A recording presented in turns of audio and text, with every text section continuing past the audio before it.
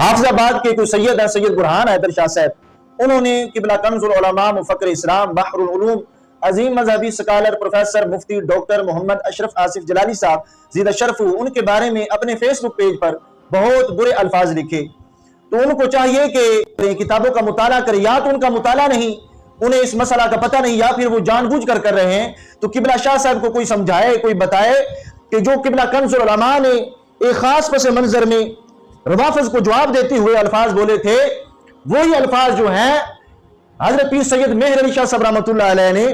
یہ ہدیۃ الرسول کے اندر بھی لکھی ہوئے ہیں۔ وہ الفاظ جو ڈاکٹر صاحب نے بولے ہیں، کنز العلماء نے جو بولے ہیں، ان کے الفاظ بہت ہلکے ہیں۔ یہاں پر تو انہوں نے اس سے بھی آگے جو لفظ ہے وہ لکھا، مگر مراد آپ کی بھی وہی خطا اجتہادی ہے۔ تو صفحہ نمبر کاش کوئی بتا دے کہ 402 صفحہ نمبر ہے ہدیۃ الرسول کا، شاہ صاحب قبلہ یہ بھی پڑھ کر جو ہے پھر پیر سید مہر علی شاہ صاحب رحمۃ اللہ علیہ کے بارے میں بھی اپنے فیس بک پیج پر کچھ لکھے کہ انہوں نے کیا ارشاد فرمایا ہے۔ قبلہ کنز العلماء نے جو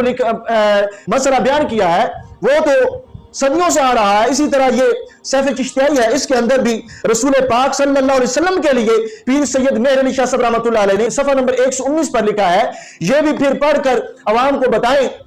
کہ یہ بھی معاذ اللہ کیا گستاخ ہو گئے تھے، یا اپنے فیس بک پیج پر لگائیں۔ تو شاہ صاحب کو کاش کوئی بتا دے کہ یہ مسئلہ علمی مسئلہ ہے جو آپ لوگ بار بار جو ہے عوام کے سامنے وہ خطاب ہمارا گناہ پیش کرتے ہیں،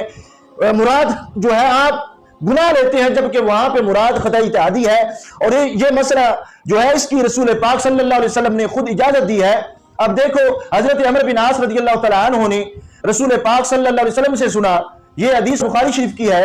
حدیث نمبر 7352 ہے۔ رسول پاک صلی اللہ علیہ وسلم سے حضرت عمر بن عاص رضی اللہ تعالیٰ عنہ نے سنا، رسول پاک صلی اللہ علیہ وسلم فرماتے ہیں اذا حکم الحاکم فاجتہد ثم اصاب فلہ اجران،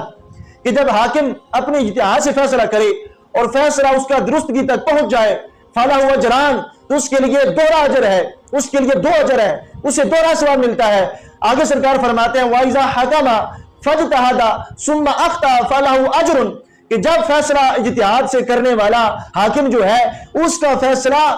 ثواب تک نہیں پہنچتا، درستگی تک نہیں پہنچتا، بلکہ کیا ہے کہ فیصلہ کرتے وقت اس سے خطا ہو جاتی ہے، رسول پاک صلی اللہ علیہ وسلم فرماتے ہیں کہ پھر بھی اسے 1 اجر ملتا ہے، اسے 11 ثواب ملتا ہے۔ تو یہ بخاری شریف کی حدیث ہے۔ اسی طرح دیکھو،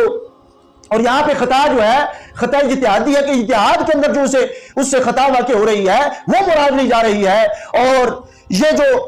اسے 1 اجر مل رہا ہے، تو یہ جو اس نے اجتہاد کیا ہے، اجتہاد کرنے پر اسے 1 اجر مل رہا ہے، اور جو فیصلہ اس کا ہوا اس پر کوئی اجر نہیں ہے۔ اور جس کا اجتہاد صحیح پہنچا، ثواب تک پہنچا، اس کو فیصلہ کرنے کا بھی ثواب ہے، اجتہاد کرنے کا بھی ثواب ہے۔ اس لیے رسول پاک صلی اللہ علیہ وسلم نے فرمایا کہ اس کے لیے 2 اجر ہے، اور جو مختی ہے، خطا کرنے والا، اس کا 1 اجر ہے۔ اب دیکھو یہ مسئلہ،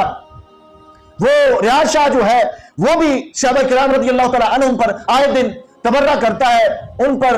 جو ہے تان کرتا ہے۔ اب دیکھو اس نے چند دن قبل حضرت امیر معاویہ رضی اللہ تعالیٰ عنہ اور حضرت امی عائشہ صدیقہ رضی اللہ تعالیٰ عنہ کے بارے میں جو ہے کہا کہ ہم تو انہیں مانتے ہیں، وہ ہمیں نہیں مانتے۔ اب دیکھو کہ کتنے یہ حملہ کر رہا ہے ان مقدس ذاتوں پر کہ جنہوں نے اسلام کے لیے ہر قدم اٹھایا ہے۔ تو دیکھو کہ ریاض شاہ کو یہ مکتوبات امام ربانی پڑھانا چاہیے،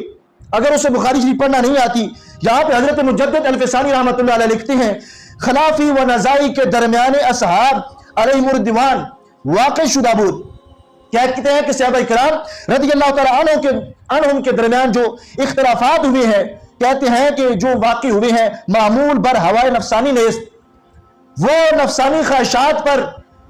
اس سے مراد ان کی کوئی بری خواہش نہیں تھی کہ بری خواہش کی وجہ سے ان سے وہ واقع جو ہے وہ صادر ہوئے ہیں۔ کہتے ہیں کہ در صحبت خیر البشر نفوس عشاء بتزکیہ رسیدہ بوندن، کہتے ہیں کہ رسول پاک صلی اللہ علیہ وسلم کی صحبت کی وجہ سے، رسول پاک صلی اللہ علیہ وسلم کی جو صحبت انہیں میسر آئی ہے، اس وجہ سے ان کے جو نفس ہیں وہ پاک ہو گئے تھے، ان کے دل میں دنیا کا کوئی لالچ نہیں تھا۔ آگے دیکھو یہ جو امیر معاویہ رضی اللہ تعالیٰ عنہ پر ریاض شاہ صاحب بول رہے ہیں، ان کے خلاف بول رہے ہیں، تو یہاں پہ فیصلہ انہوں نے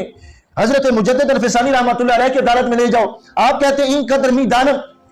این قدر می دانم، کہتے ہیں کہ میں تو اس قدر جانتا ہوں کہ حضرت امیر در آن با برحق بودان، کہ حضرت امیر معاویہ رضی اللہ تعالیٰ عنہ کے ساتھ جو حضرت مولا علی رضی اللہ تعالیٰ عنہ کا اختلاف ہوا تھا،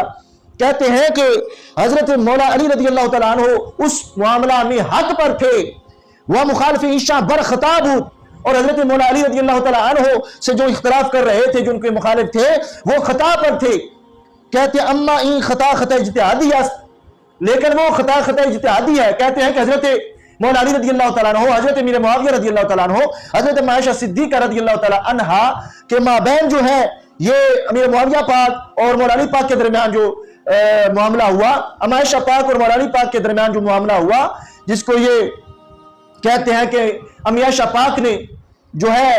وہ مانا نہیں مولا علی رضی اللہ تعالیٰ عنہ کو، تو آپ کہتے ہیں